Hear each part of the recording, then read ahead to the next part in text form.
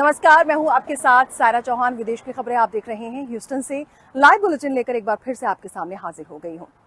इस बुलेटिन में हम विदेश की उन खबरों को दिखाते हैं जो पूरे सप्ताह छाई रहती हैं और शुरुआत करेंगे प्रधानमंत्री नरेंद्र मोदी और अमेरिका के राष्ट्रपति डोनाल्ड ट्रंप को लेकर। जी हां, 17 सितंबर को प्रधानमंत्री नरेंद्र मोदी का जन्मदिन और इस खास मौके पर अमेरिका के राष्ट्रपति डोनाल्ड ट्रंप ने फोन कर दिया अपने दोस्त को। जी हां, जहां टैरिफ का तनाव देखने को मिल रहा था, जहां अमेरिका और भारत के बीच में एक टेंशन देखने को मिल रही थी, इस बीच अमेरिका के राष्ट्रपति डोनाल्ड ट्रंप ने एक बार फिर से प्रधानमंत्री नरेंद्र मोदी के साथ दोस्ती की बात कही है।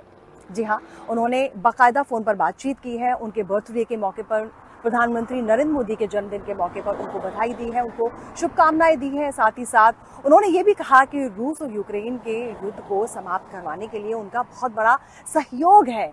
और क्या कुछ उन्होंने कहा है और क्या कुछ अपनी दोस्ती के बारे में कहा है। और ये जो उन्होंने फोन किया है, उसके बाद प्रधानमंत्री नरेंद्र मोदी का भी रिएक्शन सामने आया है।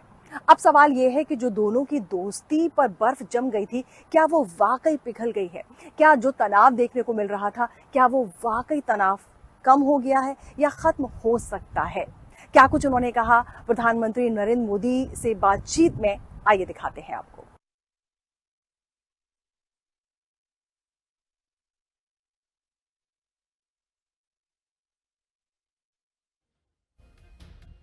And when I found out that the European nations were buying oil from Russia, and as you know, I'm very close to India. I'm very close to the Prime Minister of India. I spoke to him the other day, wished him a happy birthday. We have a very good relationship. He put out a beautiful statement too.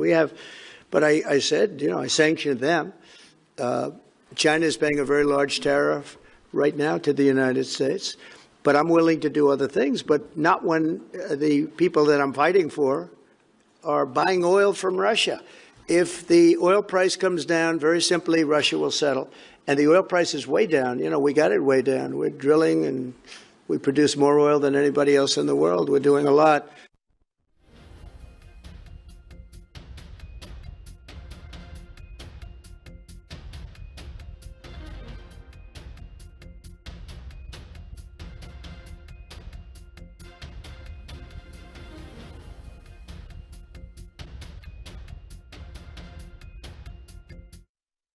तो एक बार फिर से America के राष्ट्रपति Donald Trump ने प्रधानमंत्री नरेंद्र मोदी के साथ मजबूत दोस्ती की बात कही है। लेकिन इससे क्या अमेरिका में रहने वाले जो भारतीय हैं उनको फायदा होने वाला है? चलिए आगे बढ़ते हैं और अब मैं आपको लिए चलती हूँ अमेरिका के शिकागो। जी हाँ, यहाँ पर यूएस इंडियन कम्युनिटी फाउंडेशन ने प्रधानमंत्री नरेंद्र मोदी का 75वां जन्मदिन सेलिब्रेट किया। इस मौके पर गुजरात के दिग्गज नेता, पूर्व केंद्रीय मंत्री और सांसद पुरुषोत्तम रूपाला पहुंचे हुए थे। बड़ी संख्या में लोग यहां पर पहुंचे हुए थे और इसके साथ ही साथ जब कार्यक्रम की शुरुआत हुई तो जाहिर है राष्ट्रगान के साथ की गई। उसके बाद मंच पर सभी लोग आए, उन्होंने अपनी अपनी बात सामने रखी। इस खास मौके पर हमारी सहयोगी वंदना जुगन भी मौजूद थी। उन्होंने पूरे कार्यक्रम को कवर किया है।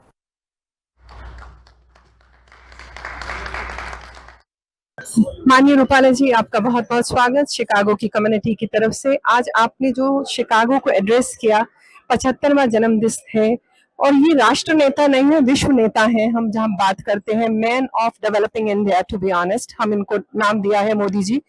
और जब से मोदी जी ने 2014 से सत्ता संभाली है, उन्होंने हम डायस्पोरा को एक नाम दिया कि हम उनके डेजर्ट हैं, हम उनकी मिठाई हैं और बहुत खुशी होती है हमको। और आज का जो संपर्क भी था उसमें ये बात किया गया था कि रोल ऑफ डायस्पोरा। तो गुजरात की जहां बात करें, गुजरात से भारत में, भारत से विश्व में, और इतने क्रिटिकल टाइम में भी जहां कोविड की समस्या आई तो भी विश्व को उन्होंने साथ लेके चला। तो हम ऐसे माननीय नेता के लिए प्रभु से प्रार्थना करते हैं कि हमारे सांसों में से भी कुछ पल उसको दिए जाएं। तो आपकी ग्रीटिंग्स, आपको कैसा लगा कम्युनिटी को मिलके?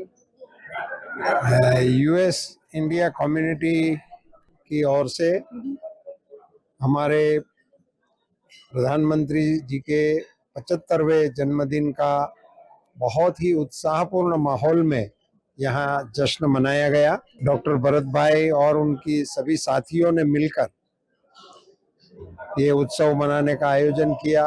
मैं इनका आभारी हूँ कि उन्होंने मुझे भी साक्षी बनने का अवसर दिया। सभी ने मिलकर प्रधानमंत्री जी के दीर्घायु और स्वस्थता के लिए प्रार्थनाएं की, आशीर्वाद भी दिए और मुंह मीठा करके शुभकामनाओं की लेन देन किया। मोदी जी का संदेश इस मंच से न तो अमेरिका में ही, पूरे विश्व में विश्व बंधुत्व की भावना को लेकर जो मोदी जी प्रयास कर रहे हैं और वसुधैव कुटुंबकम का मंत्र दुनिया के सामने उन्होंने रखा है और कहा है कि हमारा सूर्य एक है, हमारी पृथ्वी एक है और हमारा फ्यूचर एक है। इस नाते हम सबको साथ मिलकर मानवता के लिए कुछ कर गुजरना चाहिए।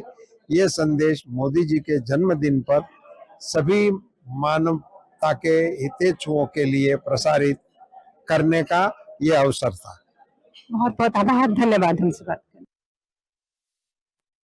और अब बात करते हैं अमेरिकन ड्रीम की। अगर आप अमेरिका की नागरिकता पाना चाहते हैं तो उसका रास्ता आसान नहीं होने वाला है।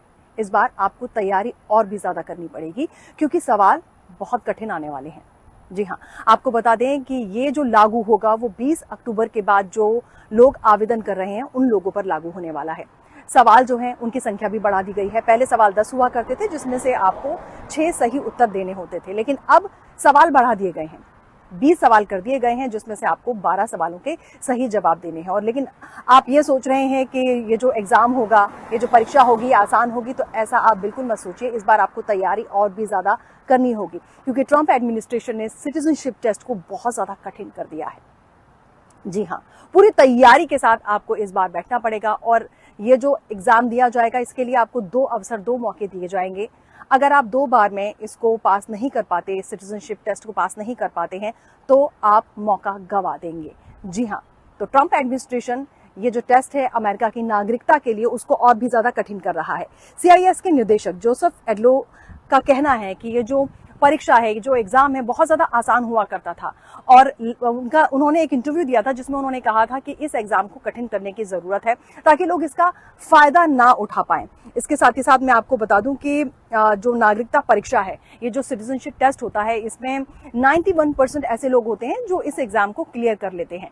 लेकिन अब जिस तरीके से टेस्ट को कठिन कर दिया जा रहा है और कठिन करने की पूरी तरीके से तैयारी कर ली गई है, तो ऐसा लगता नहीं है कि जो प्रतिशत पहले था, जितने परसेंट लोग जो है इस एग्जाम को पास कर लिया करते थे, वो शायद इस बार ना कर पाए। तो अगर आप भी अमेरिका की नागरिकता के लिए तैयारी कर रहे हैं तो जरा कमर कस लीजिए क्योंकि सिटीजनशिप टेस्ट यानी अमेरिकन ड्रीम इतना आसान नहीं होने वाला।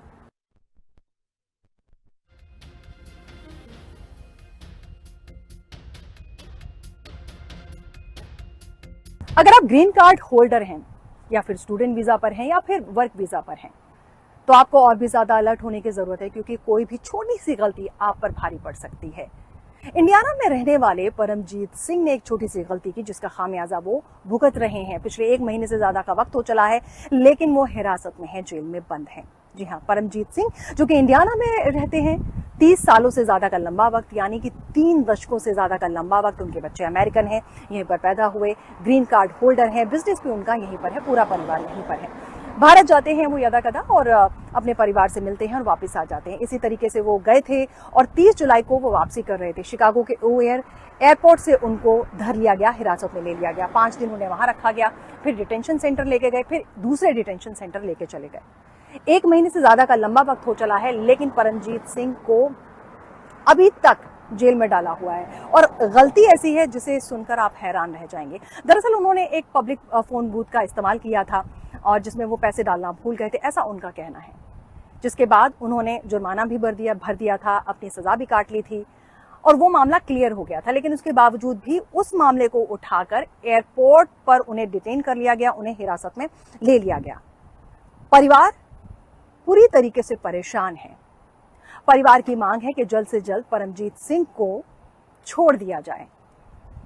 आपको बता दूं कि परमजीत सिंह जिन्होंने इतना लंबा वक्त अमेरिका में गुजारा, जिनके पास ग्रीन कार्ड है, उसके बावजूद भी उनको इस तरह की मुसीबत का सामना करना पड़ा क्योंकि उन्होंने एक कानून तोड़ा। तो अगर आप अमेरिका में रहते हैं, अगर आप छोटा सा भी कानून तोड़ते हैं तो आपको बहुत ज्यादा अलर्ट रहने की जरूरत है। वहीं आपको बता दूं कि जो परमजीत सिंह है वो पहले भी इस पूरे मामले पर सजा काट चुके हैं।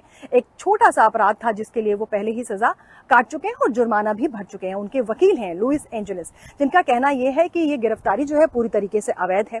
वहीं उनके परिवार का कहना है कि एयरपोर्ट पर उन्हें 5 दिन तक रखा। इस दौरान उनकी तबीयत बिगड़ गई क्योंकि वो हार्ट के पेशेंट हैं। इसके अलावा उन्हें ब्रेन ट्यूमर भी है, उन्हें कोई जानकारी नहीं दी गई। और सबसे बड़ी चिंता की बात तो ये है कि उनके परिवार को, उनकी फैमिली को इस बारे में कोई जानकारी दी ही नहीं गई। बाद में उन्हें तब पता चला जब हॉस्पिटल का बिल उनके घर पर पहुंच गया। जी हाँ, तब उनको जानकारी मिली कि परमजीत सिंह अस्पताल में भर्ती हैं। वहीं उनके भाई का, परमजीत सिंह के भाई का कहना है कि परमजीत सिंह ने बॉन्ड की सुनवाई जीत ली है, लेकिन जो उनका परिवार है उनका आरोप है कि डिपार्टमेंट ऑफ होमलैंड सिक्योरिटी जानबूझकर परमजीत सिंह की रिहाई में देरी कर रहा है। जी हाँ, हालांकि बॉन्ड को जीत लिया गया है, लेकिन इसके बावजूद भी परमजीत सिंह को रिहा नहीं किया गया है। जो परमजीत सिंह हैं वो काफी बीमार हैं, उनको दिल की भी बीमारी है और ब्रेन ट्यूमर भी रहा है। ऐसे में उनका परिवार बहुत ज्यादा चिंतित है। अब देखना यह होगा कि कब गवर्नमेंट उनको रिहा करेगी।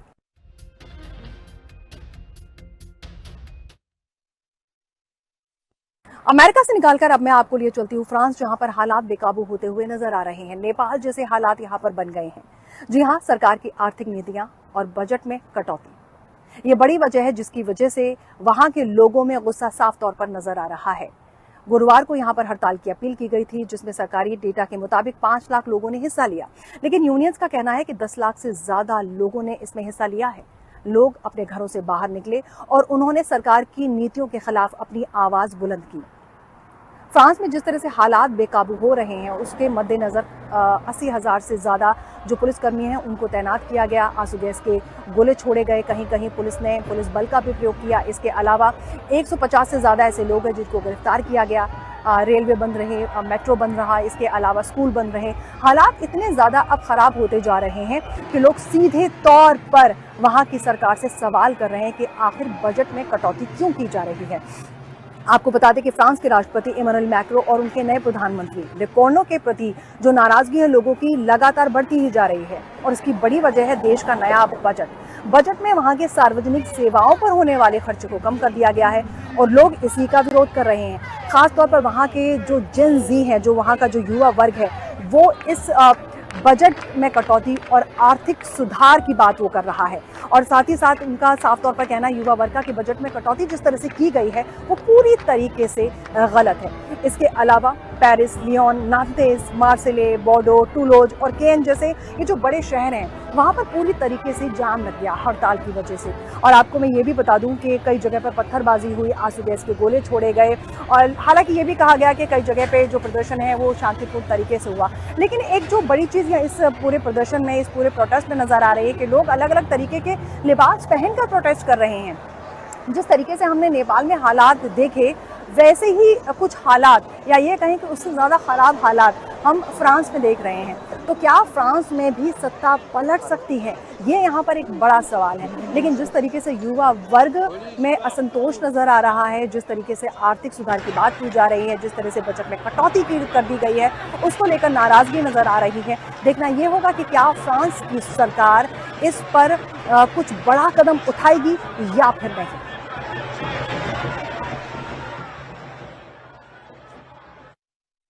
और फ्रांस से निकालकर अब मैं आपको वापस अमेरिका लिए चलती हूँ। जी हाँ, अमेरिका के शिकागो, जहाँ पर फ्री हेल्थ केयर वर्कशॉप का आयोजन किया गया। अब ये खास क्यों है? खास इसलिए है क्योंकि अमेरिका में इंश्योरेंस बहुत ज़्यादा महंगा होता है। हेल्थ केयर सिस्टम कुछ ऐसा है जो आपकी पॉकेट पर, आपकी जेब पर बहुत ज़्यादा भारी पड़ता है। ऐसे में अगर फ्री हेल्थ केयर चेकअप मिल जाए, डॉक्टर्स आपको मिल जाए, तो फिर बात ही क्या है। जी हाँ, ये 53वां फ्री हेल्थ केयर वर्कशॉप था, जिसमें बड़ी संख्या में लोग पहुँचे, पेशेंट्स वहाँ पर पहुँचे। और जब वहाँ पर पहुँचते हैं तो सबसे पहले उनका फ्री में रजिस्ट्रेशन होता है, उसके बाद उनका चेकअप किया जाता है, और चेकअप के बाद डिसाइड किया जाता है कि किस डॉक्टर्स के पास उनको भेजना है। अगर किसी स्पेशलिस्ट के पास भेजना है तो उन्हें वहाँ पर भी भेजा जाता है। तो इस तरीके से एक फ्री हेल्थ केयर वर्कशॉप का आयोजन जिसमें कई लोग फ़ायदा उठा सकते हैं। और सबसे बड़ी बात यह है कि इसमें करीब 250 से ज़्यादा वॉलंटियर्स ने हिस्सा लिया था, और बढ़ चढ़ कर लोग इसमें पहुंचे थे और ख़ास तौर पर ये उन मरीजों के लिए बहुत ज़्यादा फ़ायदेमंद रहा जो बहुत ज़्यादा खर्चा नहीं कर सकते या जिनके पास हेल्थ इंश्योरेंस नहीं होता है। आपको बता दें कि ये जलाराम मंदिर लोहाना एसोसिएशन ऑफ शिकागो, कड़वा पाटीदार समाज, गुजराती समाज ऑफ शिकागो और स्वामी नारायण मंदिर ने मिलकर ऑर्गेनाइज किया। खास तौर पर शिकागो में क्योंकि भारतीय मूल के लोग बड़ी संख्या में रहते हैं, ऐसे में भारतीय मूल के जो एसोसिएशन हैं, जो संस्थाएं हैं, वो वहाँ पर मिलकर इस तरह के कार्यक्रम करती रहती हैं और इससे सिर्फ जो भारतीय समुदाय के जो लोग हैं, जो भारत से आते हैं लोग, उनको ही सिर्फ फ़ायदा नहीं होता, जो बाकी लोग हैं वो भी आकर फ़ायदा उठा सकते हैं। अब जैसा कि मैंने आपको बताया कि हेल्थ केयर सिस्टम बहुत ज़्यादा क्योंकि यहाँ पर टफ है, इंश्योरेंस बहुत महंगा है, ऐसे में अगर फ्री हेल्थ केयर वर्कशॉप आयोजित होती है और उसका अगर फ़ायदा उठाते हैं तो मुझे लगता है कि बहुत ही बड़ी बात है।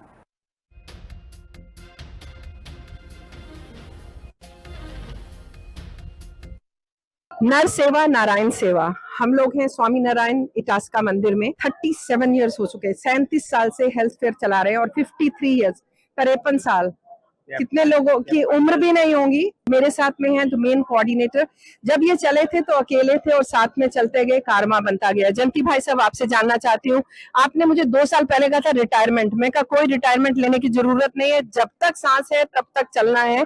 और आज आप देखिए आज कितना अच्छा आपको महसूस हो रहा है। मैं अभी यही सोचता था और बाद में मैंने सोचा कि who will do this continue and I am still looking for somebody who can take care of me, but I'm still continuing until I think I'm still alive, Very and good. I will do this and hopefully everybody will support me. And I see that there are a lot of people getting advantage of this, Oh, yeah. and they are giving me blessing, and that's what जो दुआएं मिलती हैं उसी से ही शरीर चलता है। आप लोगों को मैं बताना चाहती हूँ, आप सोचते हो कि हम अमेरिका में रहते हैं तो सबके पास में हेल्थ इंश्योरेंस है, यहाँ सबके पास हेल्थ इंश्योरेंस नहीं है। और इस हेल्थ फेयर में सब तरह का ब्लड वर्क, लैब, सब काम किया गया है। जय जलाराम। जय जलाराम। आप बताइए और आपका भागीदारी। हमारी तो पार्टनरशिप अभी जो जयंती भाई है वो कितने साल से काम कर रहे हैं, उनके साथ हम 53 ईयर से हम भी काम कर रहे हैं और उनकी जो कोऑर्डिनेशन में हमको काम करने में बहुत अच्छा है और ये पूरी अपनी कम्युनिटी है उसको इतना पूरा लाभ मिलता है, किसी को इंश्योरेंस होए नहीं होए, मगर अब सबको भी उनका बेनिफिट होता है। नमस्कार, मेरा नाम राजू है, Raju Thakkar from LIGC, Lohana association of greater Chicago. Like Jayanti uncle said, we've been partnering with you for last 25 years, and our main goal is to help our community with as much as possible, specifically for the medical. Today, we serve close to about 315 patients, and glad to see everybody over here getting the health check, complete checkup. So glad to be part of the organization. Health is the best gift कि हम किसी को दे सकते हैं। नमस्कार, कड़वा पाटीदार समाज, आपका नाम? नमस्कार, सतीश पटेल। सतीश जी, आपसे जानना चाहती हूँ, आपकी संस्था भी इसमें काफी सालों से जुड़ी हुई है। ये हमारा अहोभाग्य है कि हम जयंती भाई के मानवता का कार्य जो नर सेवा नारायण सेवा उससे जुड़े हुए हैं और हमारा कमिटमेंट है, हम जब तक जयंती भाई बोलेंगे तब तक जुड़े रहेंगे। ये बहुत बड़ी सेवा है और हमारे साथ सब ऑर्गेनाइजेशन से काम करने का बहुत मजा आता है। वो एक यूनिटी हम लोग क्रिएट कर रहे हैं, एक एग्जाम्पल। तो हमारा ये संकल्प है, हमारी पूरी KPS के ट्रस्टीज के मेंबर्स सभी लोग योगदान आगे तक भी करेंगे और ये हमारा पूरा सहयोग है। आपका नाम? वत्सल शाह, गुजराती समाज ऑफ शिकागो। गुजराती समाज ऑफ शिकागो। जब तक बात करते हैं डायस्पोरा की तो गुजराती कम्युनिटी सबसे ज्यादा नंबर में है। आपसे जानना चाहती हूँ कि आपको कैसा महसूस होता है giving it back to the community? हमको बहुत प्राउड महसूस होता रहा है कि जयंती भाई है वो पिछले कई सालों से कर रहे हैं। हम गुजराती समाज भी उनके साथ पहले से है और अदर ऑर्गेनाइजेशन सब साथ में है और we are proud of to work with him and will continue this effort going forward. धन्यवाद बहुत बहुत।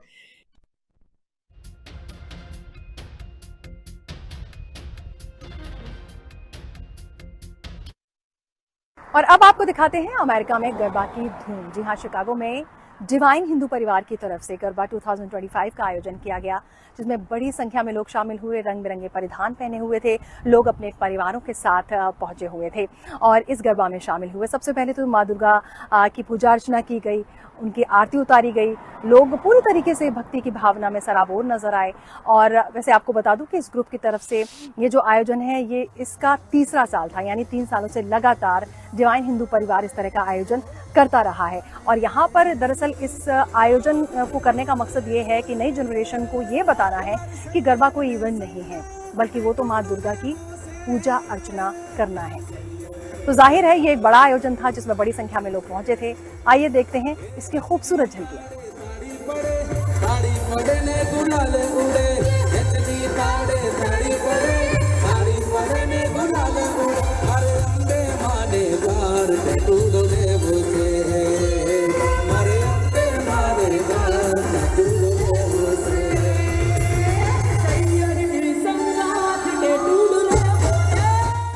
नमस्कार, आज मेरा सौभाग्य है डिवाइन हिंदू परिवार पिछले वर्ष 2024 में जब पहली बार मैंने आपका गरबा यहाँ आउटडोर देखा तो मेरा मन बहुत प्रसन्न हुआ है। और उसके बाद में कितने सारे लोग शिकागो में बोले आप दीदी उनके जाते हो, मैंने बोला उनका कार्य इतना अच्छा है कि मेरा बहुत मन किया और मैं आप लोगों को भी मिली। आपका नाम?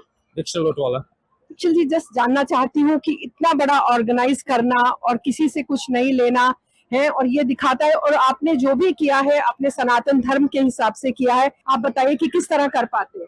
यस, हमारा जो एक संस्था है वो नॉन प्रॉफिट ऑर्गेनाइजेशन है। इस संस्था का पूरा मोटिव यही है कि कम्युनिटी को अपनाना, फेस्टिवल सेलिब्रेट करना, हमारी कम्युनिटी को अवेयरनेस बढ़ाना। ये बहुत बड़ी चीज़ है इस दुनिया में। आपने बोला कि ये बिजनेस बन गया है, हम लोग को बिजनेस की तरह का इसको नहीं ले रहे। हमको पूरा डिस्प्ले, नाइल्स, कोकी, इन सबको अवेयरनेस जगानी है और उनको ऊपर लाना है कि भाई हमारा कल्चर सही है और हमको सेलिब्रेट मोर करना चाहिए। So this is only object we have, and without we have a lot of people that can donate the whole thing, but we don't want to do that. This is bringing community together. That's one of the main goal we have, without taking too much risk. आपका नाम? तेजस देसाई। तेजस जी, आप बताइए कि कैसा लगता है आपको जब अपने फ्यूचर जनरेशन को हम देखते हैं निस्वार्थ आप लोगों के कार्य को, और वो किस तरह से एंजॉय कर रहे हैं? बहुत अच्छा लग रहा है। हमने जो काम किया है और ये पब्लिक का जो हमको सपोर्ट और साथ मिला है, ये देख के वी आर वेरी इंस्पायर्ड। और हमारे लोगों में भी ये सबका जो कंट्रीब्यूशन देख के हमारे में भी उत्साह बढ़ता है और ज्यादा से ज्यादा अच्छा काम करें। हमने इस बार बहुत सारे sponsors, lot of extra facilities, and continue to stick to our goal that we are non for profit. हमें ज्यादा मतलब बेसिक कॉस्ट के अलावा हम कुछ सब